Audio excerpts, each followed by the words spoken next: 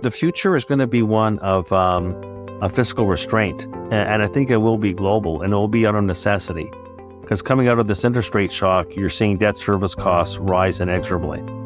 That cuts into program spending. That's going to have brutal implications for fiscal finances in the future at a time when interest rates aren't so low anymore. Now, I think they'll come back down. But this has been a significant shock to the fiscal side at a time when you have more and more people dropping out of the labor market. These are high-income people. You're getting low-income people coming in, not low-income, but younger people. They're not paying as much taxes. So I think we're building up to something on the fiscal side that, and this is one of the risks. One of the risks is that we're going to have a fiscal crisis. I know it's the boy who cried wolf, okay? But just remember this. In that story, the wolf shows up.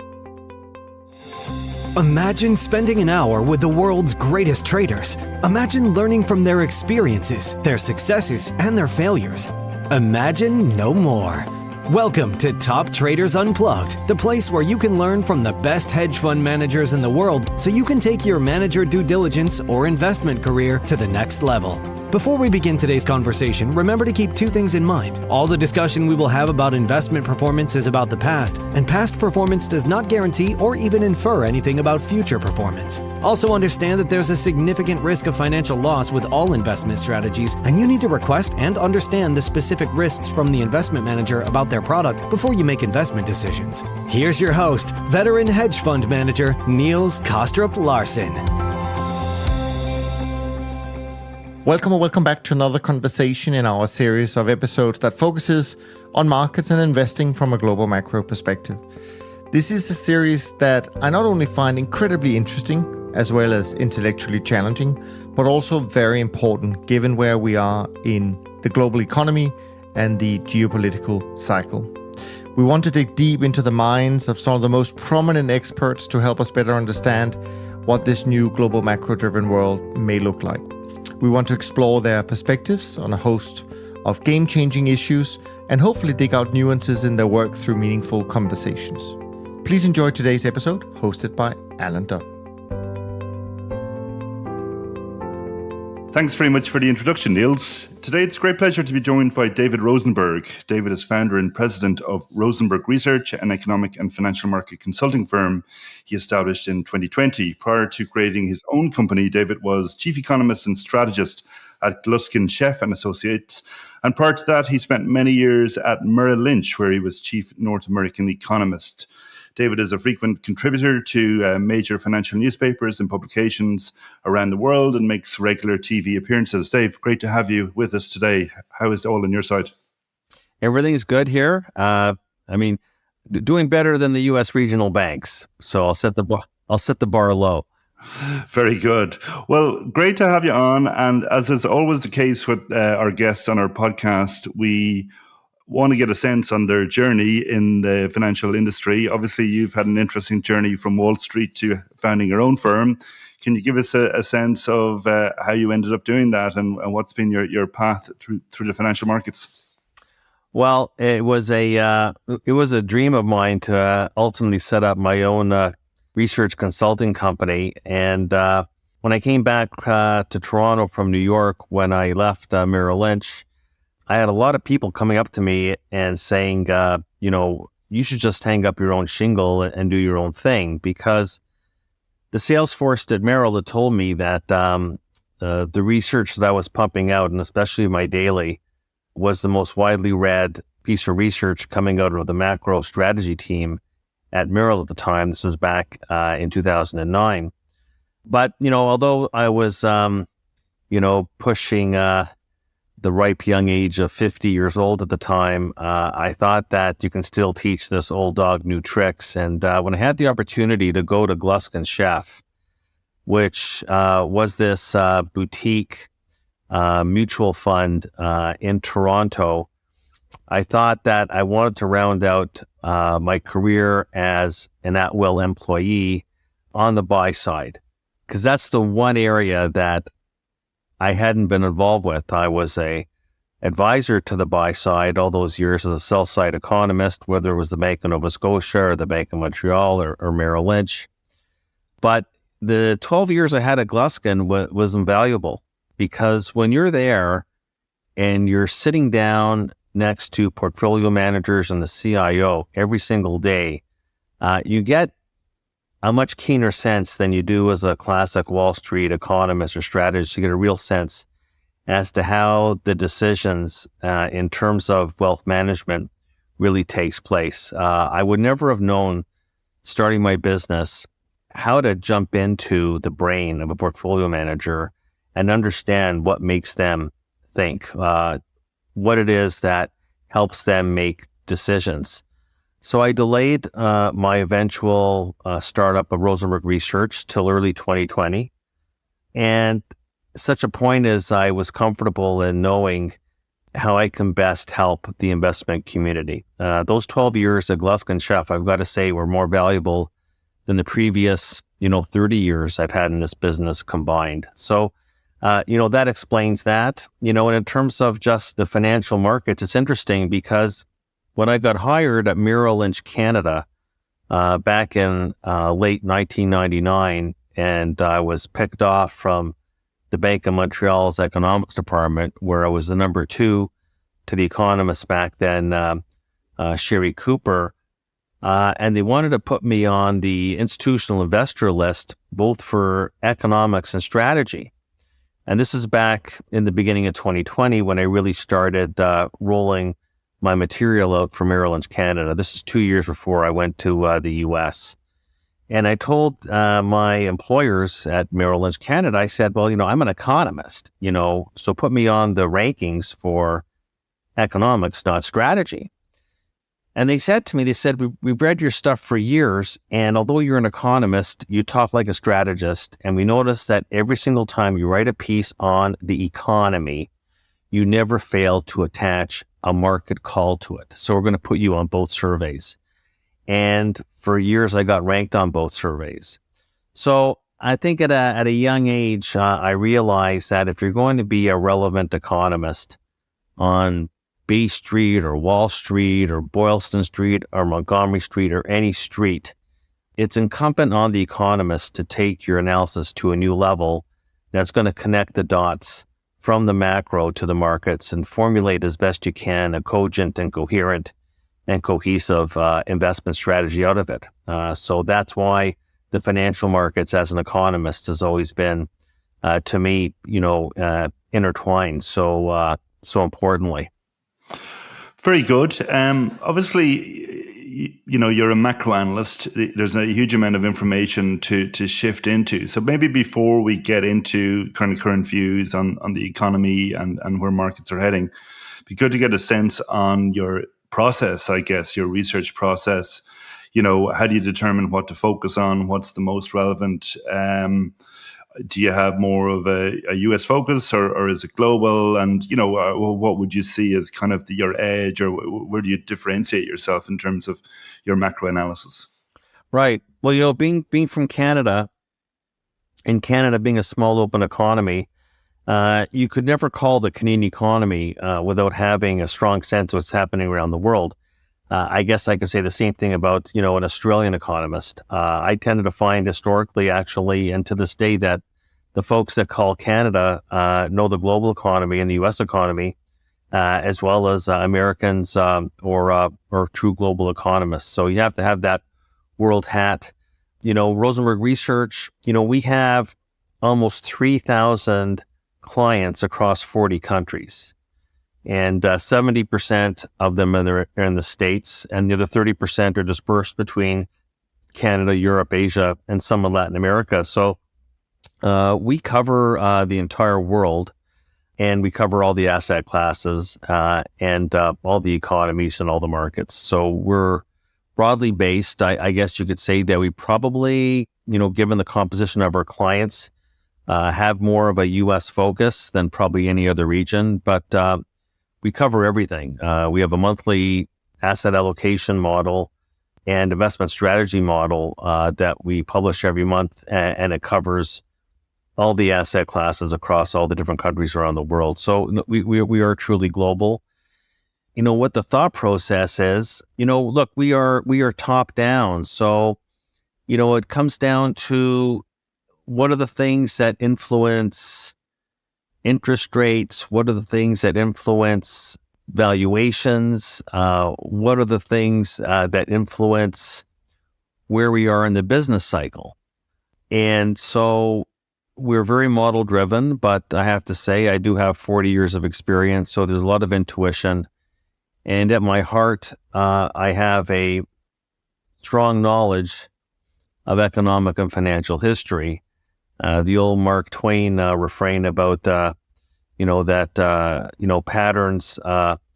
They might not repeat, but they certainly rhyme.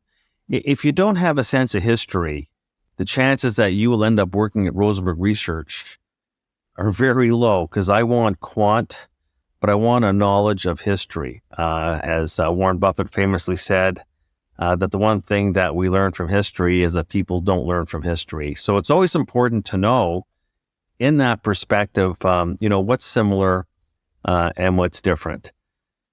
So the bottom line is I put a historical perspective on our quantitative analysis, and I'm able to isolate, what makes sense and what doesn't make sense. But we're very much a top-down macro shop that attaches our macro views to where we think the markets are going. And quite more often than not, if you get the call right on inflation, and you get the call right on interest rates, and you get the call right on growth, well then, as they say, Bob's your uncle. Then you've solved a lot of other questions for your client base, no matter what asset class they're managing. Fair enough. You mentioned kind of having that perspective on history as being important. And I guess you always get, maybe in the media or elsewhere, people drawing parallels, after the pandemic. Everybody said it was like, maybe we're going into the roaring 20s. Obviously we've had a lot of parallels with the 70s, and then parallels between, Jay Powell and Volcker. You could draw parallels between now and 2000, but, at the end of a kind of a tech boom and possible bust. And I think I heard you speaking somewhere else where maybe the parallel at the moment is with now and the savings and loans challenge in the late 80s, early 90s. So how do you go through that process of kind of not so much fitting the current economy, but trying to say, well, this is most like, or these parallels are relevant, but that's a bit superficial. Is it just experience, or how do you think about that? And maybe, where do you see the parallels now with history? Well, I said that this was eerily similar to the late 1980s because of the leveraged boom we had in commercial real estate, and how that infected the savings and loan industry, which went through several years of rampant consolidation. We had a credit crunch. We had a 3-quarter recession. The Fed took the funds rate from 9 7/8 down to 3. And even after the recession, we had 2 to 3 years of a very subdued disinflationary recovery on our hands. So in the context of commercial real estate, once again, being the problem child, it's not about residential mortgages this time around. That was the last war. And that we are seeing the problems where most of the CRE is situated is on the regional banks. And we're finding out these small banks aren't so small anymore. So it had that sort of a flavor. Because the one thing that you always know is whether or not we have a recession or not, Fed tightening cycles always end in tears. Whether we have a recession or not, it usually pops whatever bubble or whatever excesses there were from the previous period of excessive accommodation. And so it bears a lot of resemblance to the late 1980s in that regard. You mentioned before about the roaring 1920s. That was, of course, a whole theme from Ed Yardeni, who actually debated yesterday at the John Malden event, and he's moved from the roaring 20s to rolling recessions, to which I say I like rolling rock because at least you can drink that. And, the roaring 20s, I thought, well, you can draw that comparison because, of course, we had a war shock in World War I, and we had a health shock. We had the Spanish flu, so now we have the war in Ukraine. We had the COVID, so then we came out of that. But the 1920s was a radically different time period. Much younger population, much more vibrant population than we have today. When you look at the median age of the population and the dependency ratio, it's vastly different. And we came out of that period, came into the 1920s with very low levels of public and private debts, believe it or not, even after fighting the war. And look at how strained the balance sheets are right now, especially in the public sector, but also in other parts of the private economy. So we had a different quality of the balance sheet, and we had a different demographic. Tax rates through the 1920s, because of the better fiscal position, tax rates were coming down. Does anybody believe that tax rates are going to be coming down? The one thing we know is that the levels of debts are unsustainable, and fiscal restraint is going to be the order of the day going forward. That wasn't the case because the government balance sheet was in such better shape back then. There's just too many differences to draw this comparison. And the two most important is the state of fiscal policy, and of course, the fact that we had a much more vibrant, youthful demographic base back in the 1920s. So I sort of dismissed that out of hand. The 1970s, people talk about the 1970s, and of course, that's been reinforced by the fact that Jay Powell, at every opportunity, has compared himself to Paul Volcker. But Volcker inherited a 12-year institutionalized inflationary situation. The economy was much more sclerotic, much more regulated. Technology back then was not AI. It was a transistor radio. I mean, Microsoft didn't go public until 1986. So to talk about, stagflation, inflation, look, we know where this inflation came from. It came from the pandemic. It came from the policy response to the pandemic. I guess I would be willing, as an economic historian, to say that inflation was transitory. It lasted 18 months. I don't think anybody predicted, including me, it was going to go to 9% last June, but we've almost cut that in half right now, and we're making progress. And, inflation is this exciting race for an economist between watching paint dry and grass grow. It's a process. Inflation, everybody says it's not falling fast enough. But, inflation is falling just as fast in the past 9 months as it did in the comparable period in the early 1980s under Paul Volcker. And so I would say that the makeup of the economy, and this comes down to what's the same and what's different. The 1970s, again, had a much different demographic backdrop. I mean, the first of the boomers were in their 20s. They weren't heading into their 70s. So we had a much different savings and spending dynamic. The spending dynamic with the household formation, which was going nuts in the 1970s, that was demand inflation. And then you had, OPEC raised oil prices 7 of those 10 years in the 1970s. So look, you take the oil price up tenfold, from $3.50 at the time of the embargo in 73, and then you go to $39 in 1979, you're going to get a massive inflation bulge, no matter what. But I mean, is oil going up tenfold? Is oil going to, $800 a barrel? Is that what people think it's going to go to? So we had an inflation shock. We had supply constraints, and they were coming from all circles. China shutting down port cities of over 20 million people because of a handful of COVID cases, but that's over now. The war in the Ukraine, that's ongoing, but the effects on the commodity markets have leveled off. And the era of all the monetary fiscal stimulus is in the rearview mirror. And that was your inflationary episode. You have contraction of the money supply right now. The Fed did not contract the money supply in the 1970s. This Jay Powell Fed, the new Paul Volcker Fed, modern day, is contracting the money supply. And that's very important because what it means is that any inflation you have right now is going to be a relative price game. Company X might raise its prices, but Company Y will be forced to cut their prices. I think people will be surprised in the next year how quickly inflation comes down. Of course, it's a funny thing talking about the CPI, when 30% of the index is rents or imputed rents, and they're inherently lagging in both directions. One of the reasons why it took inflation so long to go up. Everybody was saying, but prices are going up is because of the lagged impact of the low rents we had. And then all of a sudden rents go skyrocketing with a lag. It has an outsized influence on CPI inflation. So this is all to say that it's not the 1970s, it's not the 1920s. I think at the margin, you could argue that, COVID, had an impact on lifestyles, maybe produced more of a narcissistic, I'm going to get my bucket list.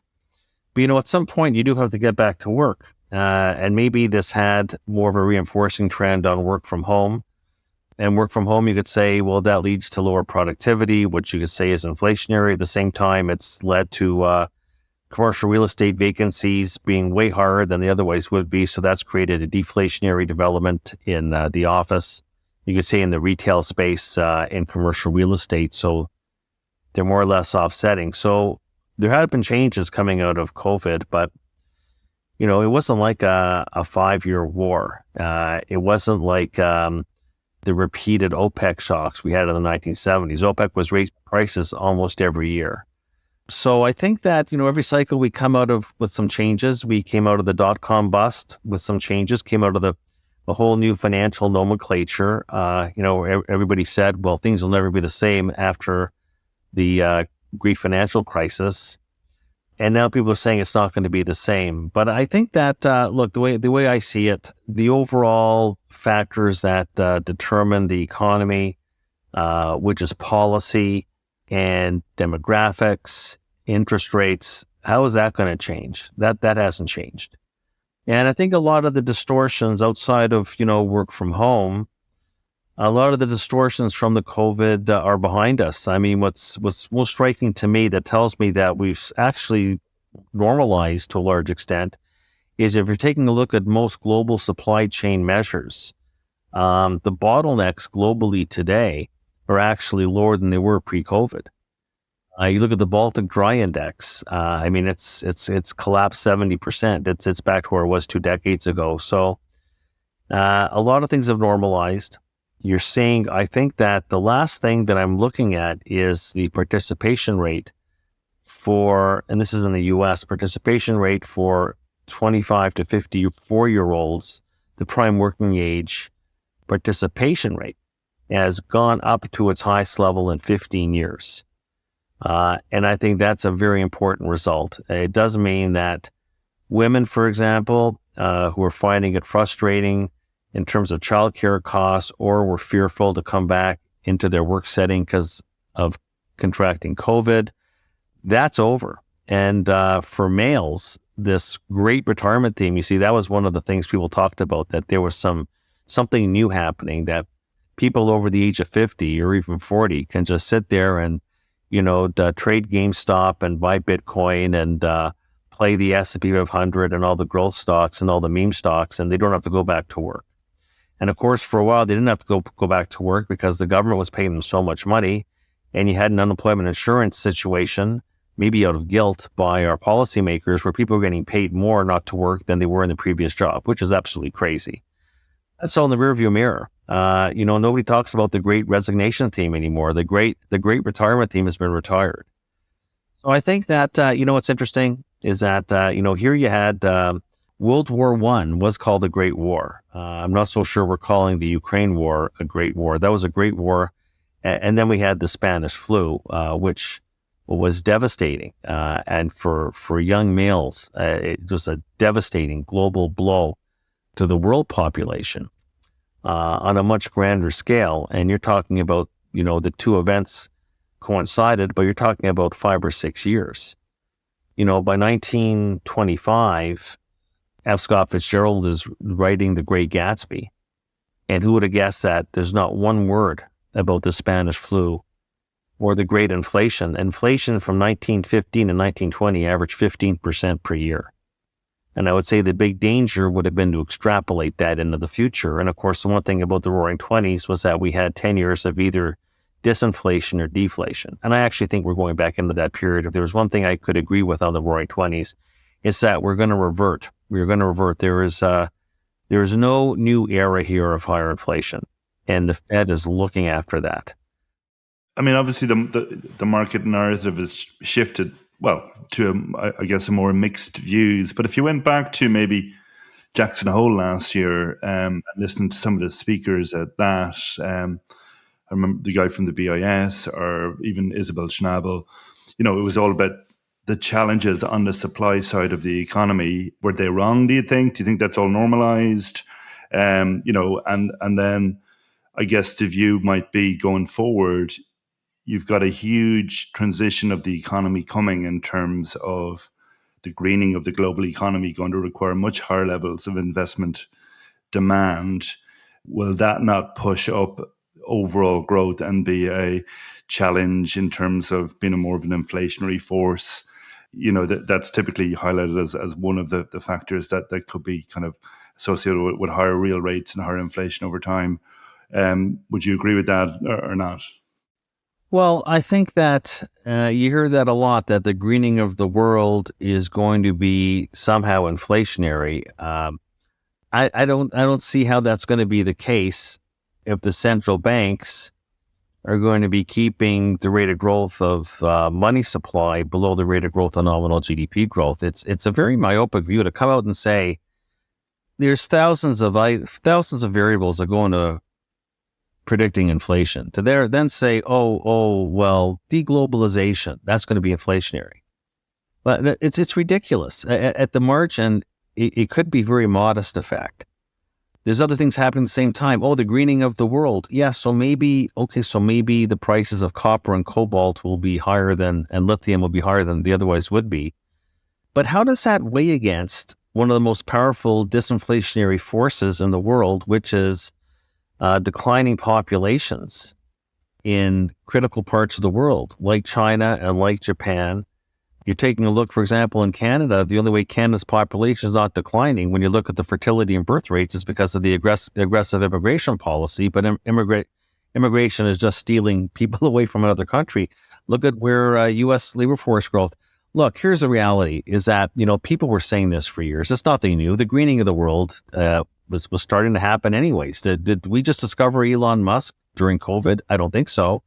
The aging of the population, people say, this is going to be tremendously inflationary because of what it means for the labor force and shortages of labor. Ridiculous, because you can't forecast inflation with just a supply curve.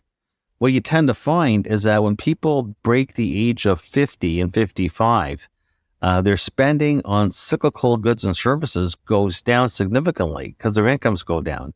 The demand shock from an aging population, much greater than the supply impact on the labor side. And this is what the inflationistas don't tell you, because if demographics were inflationary, if aging populations were inflationary, then why is it that the two countries with the most aged and aging populations, China and Japan, also have the lowest inflation rates? The first of the retiring boom didn't start with COVID. It actually started over 20 years ago when the first boomers started to retire. And that is actually when the participation rate peaked. So if you look at the participation rate peaking in the year 2000, 2002, we'd be saying, we got to be going through an inflationary future because of participation rate. Bad call. So there's so many things that go into it. Productivity, obviously monetary and fiscal policy, where the most important thing, and this is what, you asked me at the beginning, where is it that we have our edge at Rosenberg Research, is we are constantly drawing and redrawing what aggregate supply and aggregate demand curves are looking like, because those are the most powerful curves. We're trying to come up with a price, and we try to come up with a price for everything. Now, when you're talking about inflation, you're talking about aggregate prices. Well, you have to have a framework where you have an understanding of what the shape of the aggregate supply curve and aggregate demand curve look like, and then how are they moving? And therefore, you can get to a bona fide inflation forecast. And that's really, when you think about inflation, drives interest rates. Interest rates drive the economy. Interest rates, without knowing, for investors, if you don't have a view on interest rates, how can you draw up a dividend discount model? How can you tell an investor, well, these are based on this interest rate that I think we're going into, this is actually the discounted present value of the future earning stream, and you can therefore identify, are you overpaying or underpaying for this particular security or asset class? So this is why it's a very important call to make. But yeah, I would say that if that view is correct about the greening of the world, we all know about it, then why is virtually every commodity is either in a correction or a bear market over the course of the past year? Things have changed. And what's changed is not the inelastic supply curve of these commodities. It's the demand side. Interest rates are working their magic. It just takes a while. There's lags involved. That's what's happening. What has shifted more quickly? Because we are in a bear market in most commodities, by the way, including food. And that's because the demand curve is moving much quicker right now. This is the opposite of what happened 18 months ago when it was about the supply curve. And it was about the demand curve, but the demand curve now is shifting in the other direction.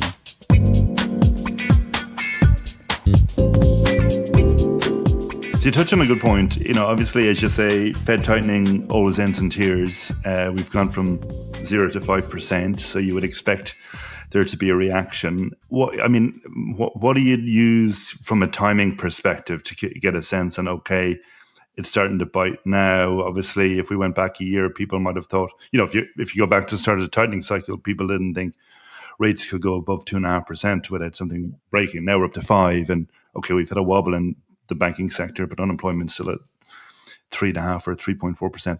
What are the key indicators you watch to say, okay, now it's actually happening, where policy is starting to bite? You mentioned the money supply, so I guess that must be one key metric. What else are you seeing at the moment that suggests, yes, it is policy is restrictive and impacting the economy enough that we're heading towards a significant downturn? Yeah, look, it's always very difficult to time. When the Fed started tightening policy in March 2022, the title of my slideshow was "Soft Now, Hard Later." Now, I didn't have that because I'm the Pfizer analyst. I was talking about soft landings and hard landings, but I was saying we were making the transition. We were making the transition from expansion to recession, and we know that the lags between Fed policy and the economy in both directions, those lags are long. They work in both directions. Take a look. The Fed started cutting interest rates in the summer of 2007, okay? Recession didn't end until June of 2009, and the bear market didn't end until March of 2009. So even then, it took a couple of years for the Fed's magic to work its way towards economic recovery. And of course, other things had to happen along the way, like TARP, which was not insignificant. So, it's interesting because I saw my friend, Sarah Eisen on CNBC this morning saying, here the Fed's been tightening for a year and there's no recession, as if it's some sort of miracle.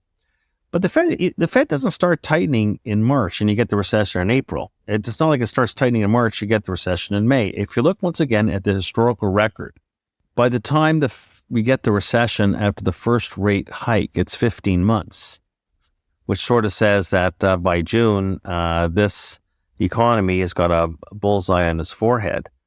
So we have to understand that the nature of interest rates. Now, we've had 14 Fed rate hiking cycles since 1950.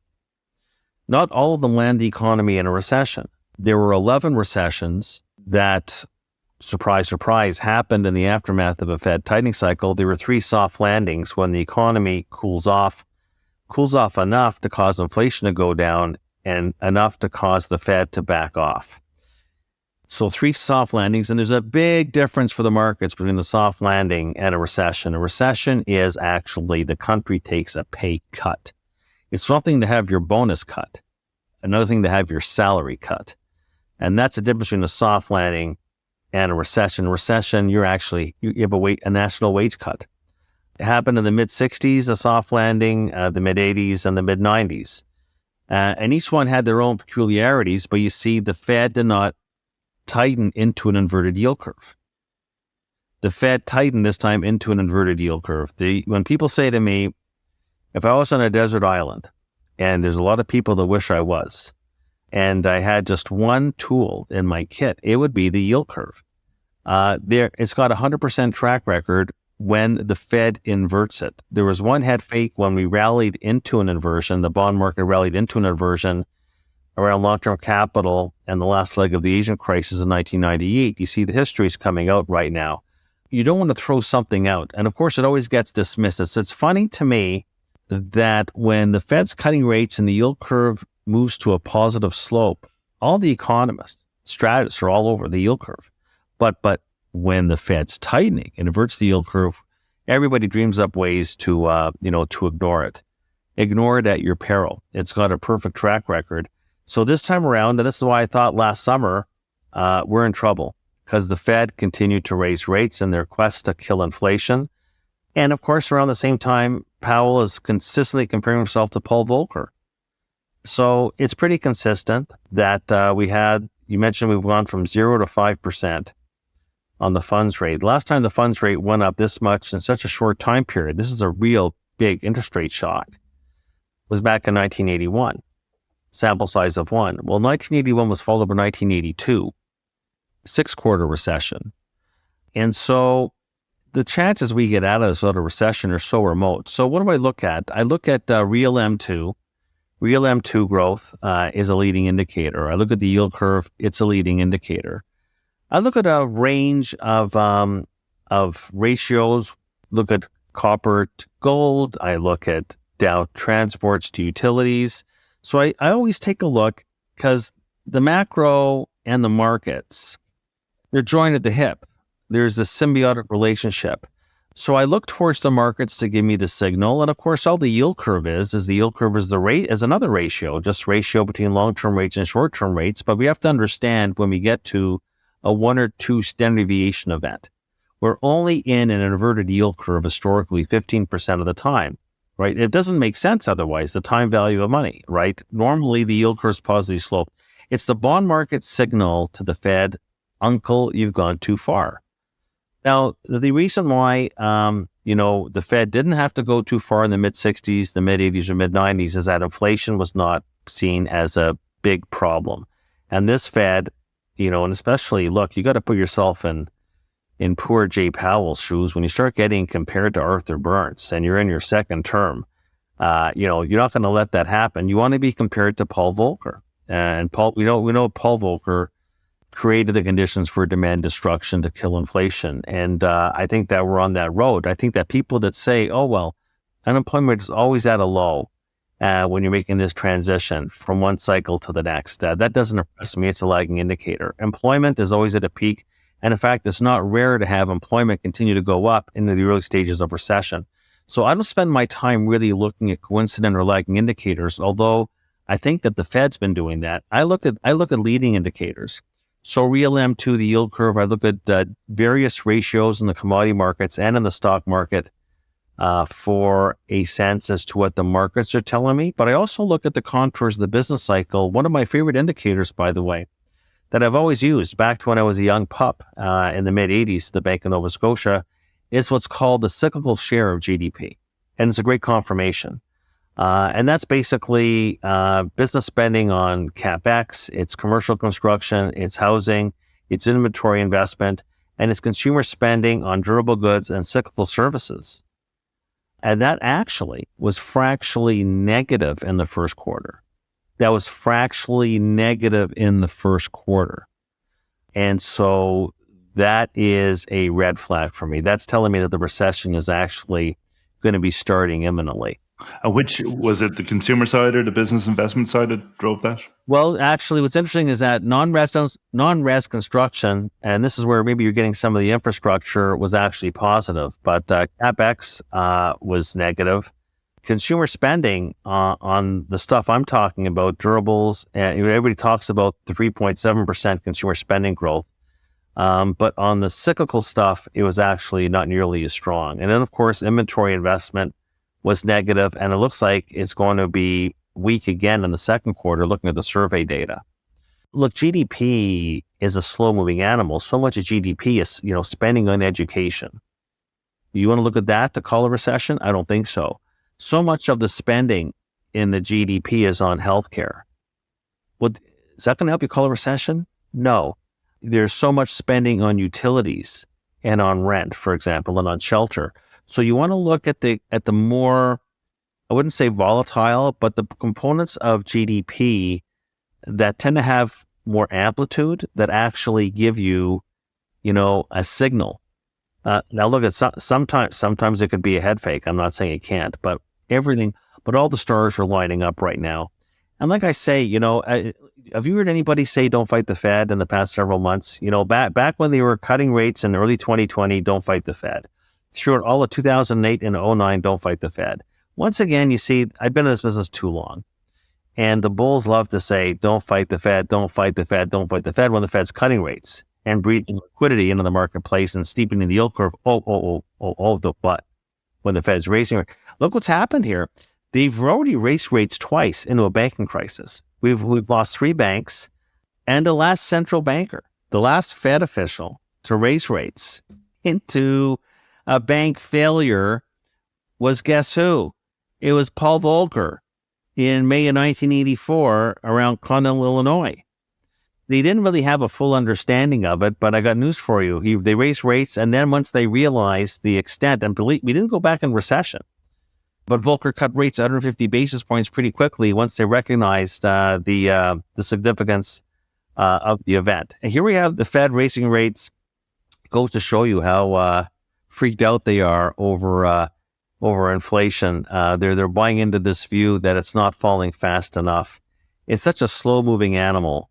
They're not taking credit. I guess they're so embarrassed by having the inflationary get to 9% under their watch.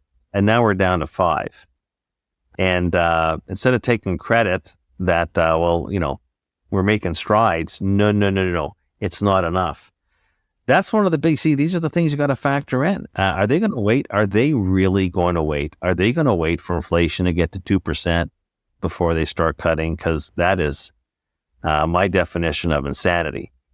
It took Volcker didn't get to 2% inflation until 1986. It took him 7 years. It took Greenspan 10 years to get to the 2% holy grail.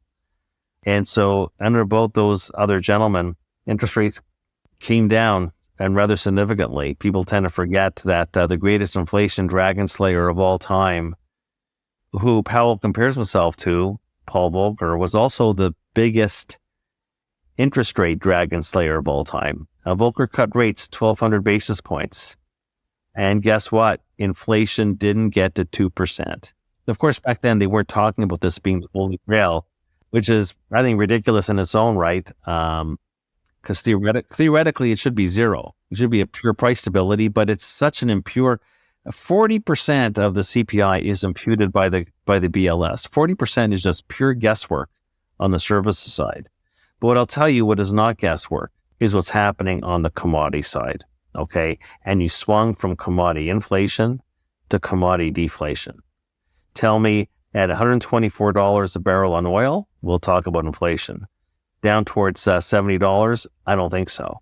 And it's true across every single gamut. There's only 3 commodities that are still at or near their highs. I think it's sugar, cocoa, and cattle, and that's it. So cattle. So I'll tell you what. So move from the steak to the pork chop because hogs have been a free fall. Yeah. So obviously it's a fairly compelling case you make, obviously for a downturn, and obviously signs as well, as you say, in terms of some of those cyclical indicators that maybe it's starting to play out now.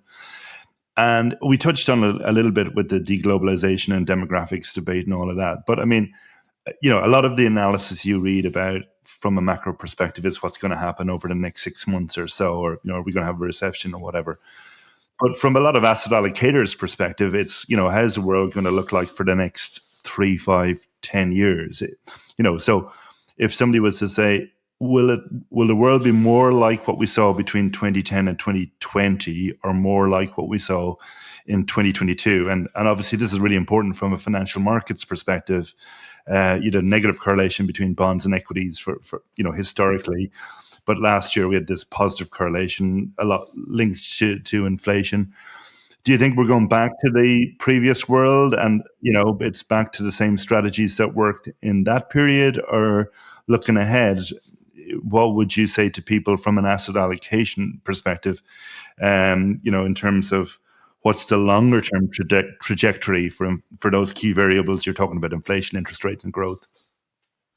Well, my answer will be different probably in a year from now when we get into the recession and we have much lower multiples and probably much lower bond yields.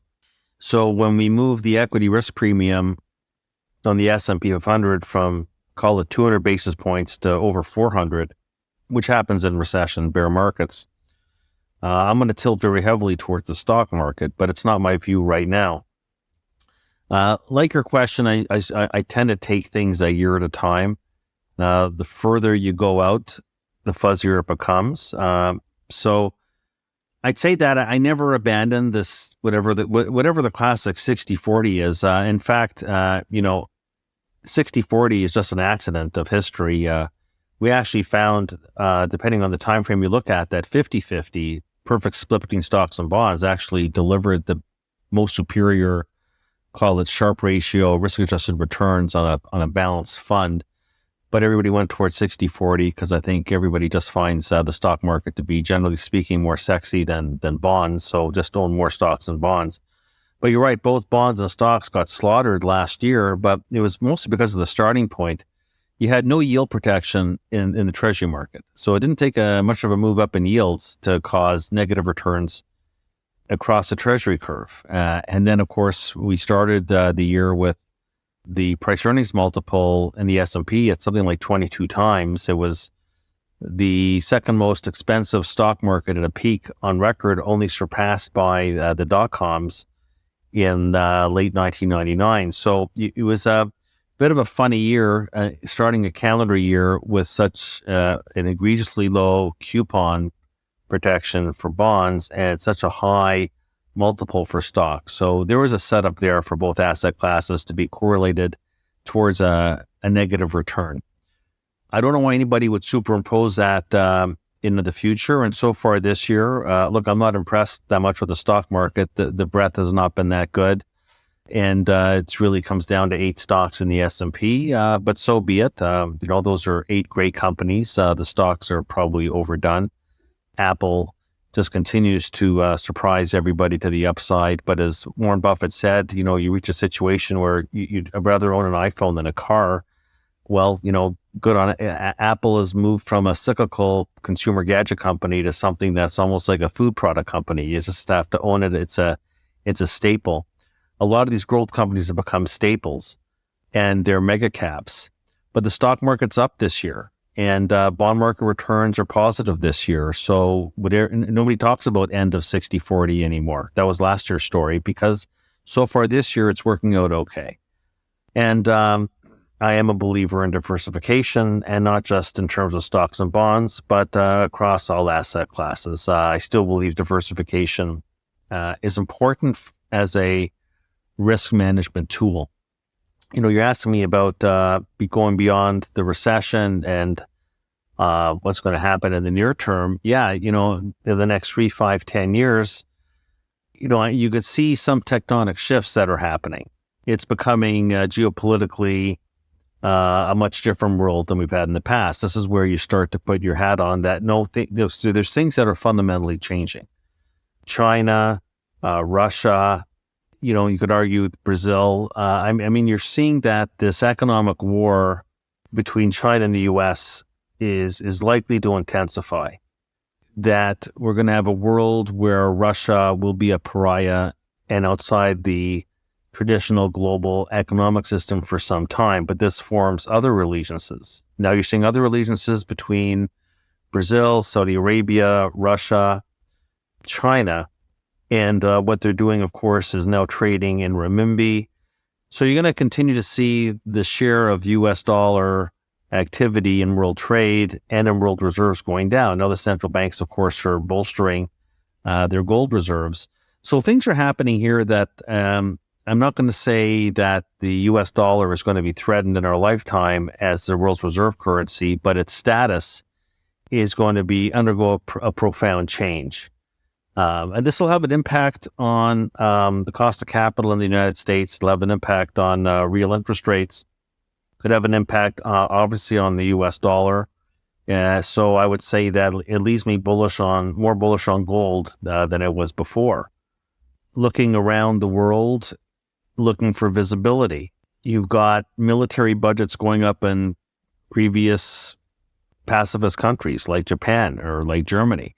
Military budgets are going up everywhere, and that has visibility. And really, the best aerospace defense companies are in the United States. I would just buy that ETF. I think that is one area that transcends the business cycle that has growth. You mentioned before, of course, the greening of the world. So one of the things we did at Rosenberg Research is we created a green commodity index. And so I think that's going to be ongoingly an area of focus. I think agriculture, farmland is going to be a theme because of coming out of the COVID, but it's been the case for some time. And of course, climate change is playing a role here as well, but security of supply when it comes to foodstuffs, including food technology. So those are the areas, cybersecurity, that's not going to go away. That is just going to intensify. So there are things that you can invest around. I fully agree with you on the commodity side, that especially on the metals and on fossil fuels, undercapitalized, underinvested. It'll take at least 5 years to bring any new mine up on board to add to the supply. So once we get by, I said before the commodity prices are going down, but only because of the demand pressures from the global rise in interest rates. We come out of this recession, I think that commodity prices will bottom at higher prices than they have in the past, and then we will be in a secular bull market once we get past the recession, which is a natural part of the business cycle. We won't be talking about it after 2024, even though I see it coming over the next 3 months. So if you have a 5 to 10 year view, those are the areas I think that you can point to. I would say that regionally, India has got to be, to me, India is what China was 25 years ago. China 25 years ago had a very dynamic, youthful population. India's got amongst the best population profiles in the world. And Modi, notwithstanding how divisive he is on the political side, is making great strides on infrastructure, which is what India's been lacking. An educated workforce, and it's a liquid investable market. So that's one area. If you're asking me the next 5 to 10 years, what market I'd be looking at to be adding to would be the Sensex.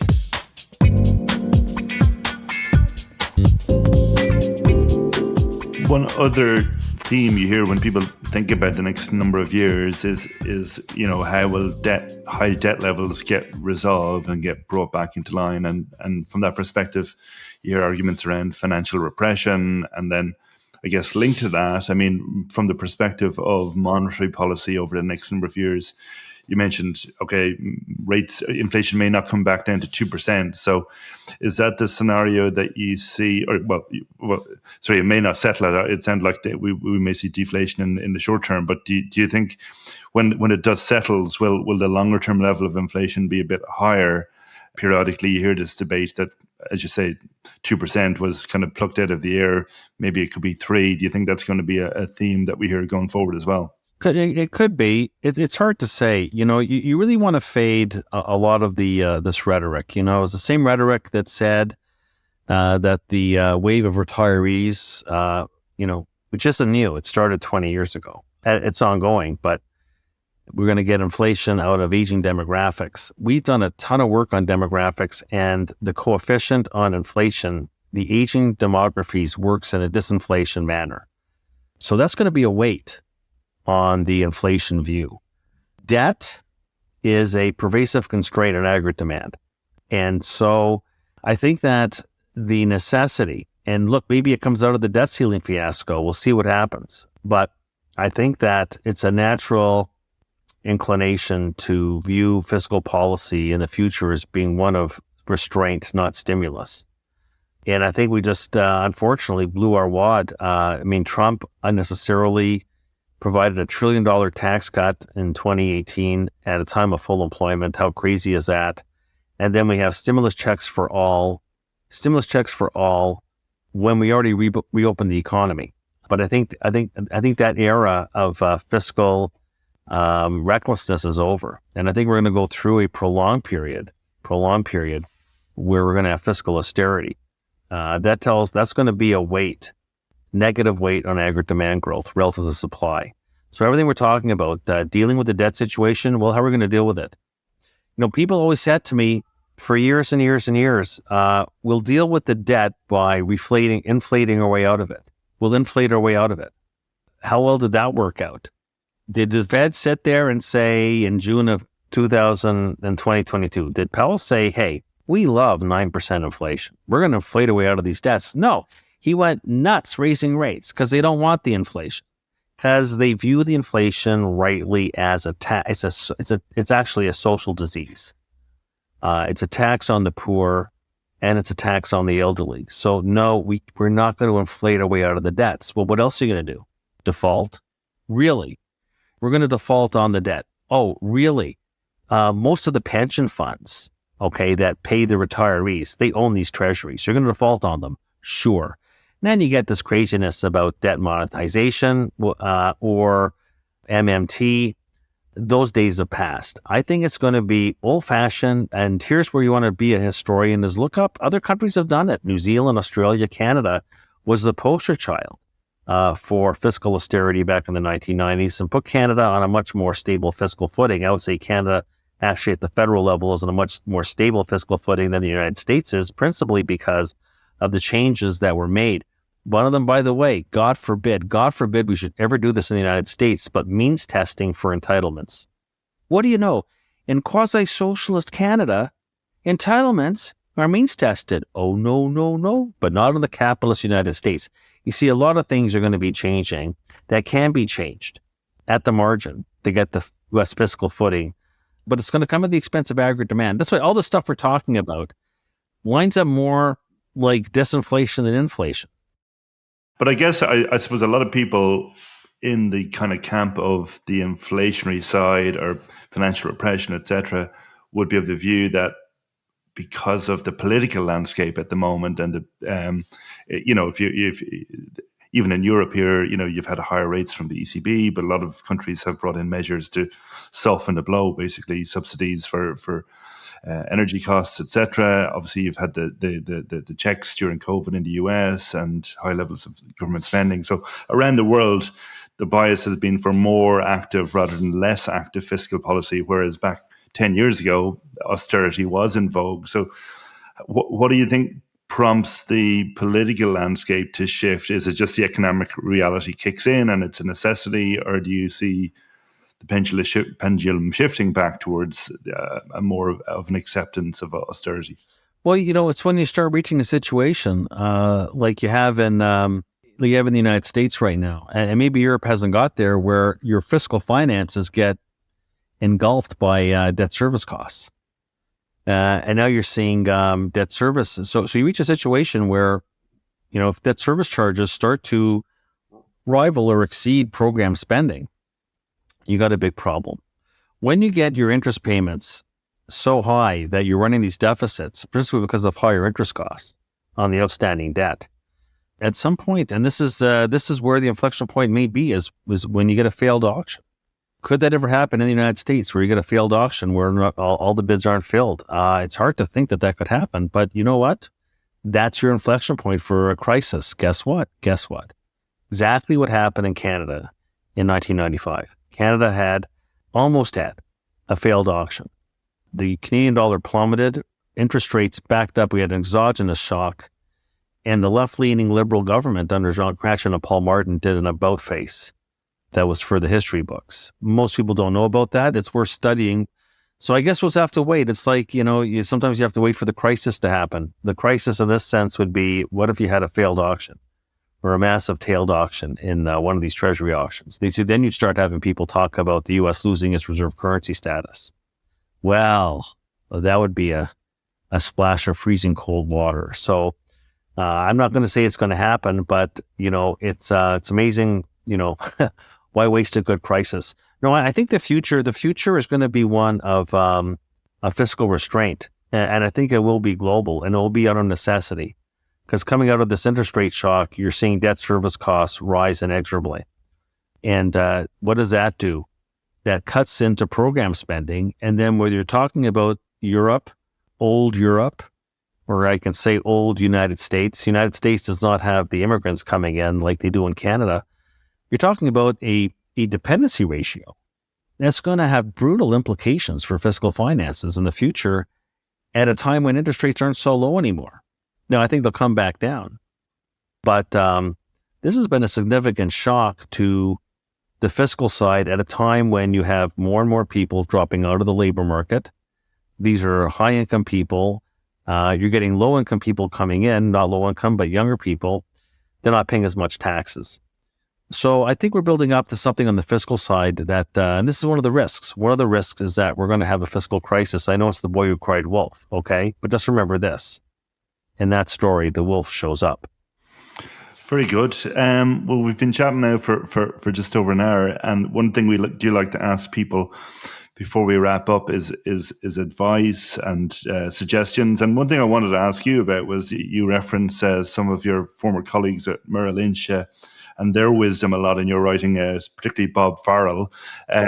So why was Bob Farrell such an influence on you? Any other influences? And what advice would you have for people who want to learn more about global macro and financial market analysis? Right. Well, look, because Bob Farrell, there was just so much depth, so much knowledge, and so much experience. And that's the one thing you can replace in this industry that we're in, is experience. But he had just a very unique lens on the markets and could distill a lot of information into a market call. And he was very disciplined and very impartial. He just basically let the charts and let the numbers do their thing. And he'd be able to, just like a museum curator could look at a picture at the Museum of Modern Art and tell you what's there that you can't see. If I told you how many times I would sit down with Bob and he'd be able to look at a picture of a chart of anything and be able to tell you things that you actually couldn't see, not evident to the naked eye. He just had that look. He was just in a class by himself. And a lot of the people that worked for him actually went on to have stellar careers as well. Walter Murphy, Dick McCabe. So that's the one thing is when someone's disciples go on to have stellar careers of their own, that the leader was doing something right. And so in terms of, I would just say in terms of the last two questions, so, my market call is basically, my personal portfolio, I'm under 20% in the equity market right now. So I'm not zero. I don't believe in 0 or 100. It's always shades of gray. But those shades can often, they change color too. But I'm at my lowest equity weightings personally since 2007. Okay. So I think rates are going to come down. I think inflation is going to come down. So I like long bonds. I also like gold. So one of our themes has been the bond bullion barbell, which has worked out very well. And a lot of the other themes that we've been talking about, I have most of my money is in actually alternatives. When I say alternatives, I mean, neutral, market neutral, long short strategies, things that I'm more right now and I have a lot of cash. So right now it's about being in capital preservation mode. Okay. That's the time of the cycle to be focused on capital preservation. We'll move to greed and cyclicality, when we're 3/4 of the way through the recession. It's only about to start. And in terms of, how people can find Rosenberg Research, you can either just Google Rosenberg Research or go to information@rosenbergresearch.com. We have 12 different products. We have a webcast series. You have the ability to contact me. We have an information box where you can ask me questions. I spend a third of my day just answering questions to clients. But that's a very effective, low-cost way to stay in touch with me. Information@rosenbergresearch.com, and everybody who wants to, we offer a 1-month free trial.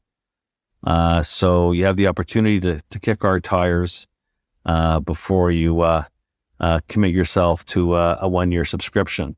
Very proud of the fact that I started this business with 1,600 clients and we're up to almost 3,000 in 3 years.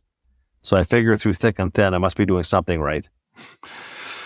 Great stuff. Well, David, thanks very much. This has been a fantastic conversation. Thanks very much for coming on today. So make sure you follow David's work because, as you can tell from today's conversation, we have a lot to think about from a global macro perspective, and it's more important than ever to stay well informed. So from all of us here at Top Traders Unplugged, thank you for tuning in. We'll be back soon with some more exciting episodes, so stay tuned. Thanks for listening to Top Traders Unplugged. If you feel you learned something of value from today's episode, the best way to stay updated is to go on over to iTunes and subscribe to the show so that you'll be sure to get all the new episodes as they're released. We have some amazing guests lined up for you, and to ensure our show continues to grow, please leave us an honest rating and review in iTunes. It only takes a minute, and it's the best way to show us you love the podcast. We'll see you next time on Top Traders Unplugged.